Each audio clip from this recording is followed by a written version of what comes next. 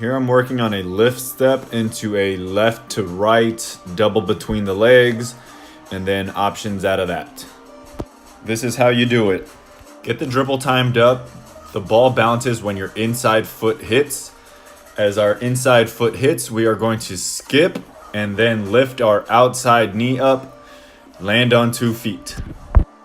Dribble timing is very important. The ball needs to be in your hand when your inside foot takes that little skip. When you skip, go ahead and rotate your hips, land on 2 feet, and as soon as you land on 2 feet, go ahead right into the double between the legs.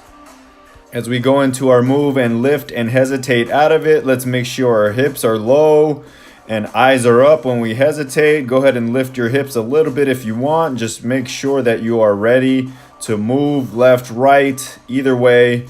As long as you keep your hips engaged, the defender will never know if you're going left, right, back, or forward.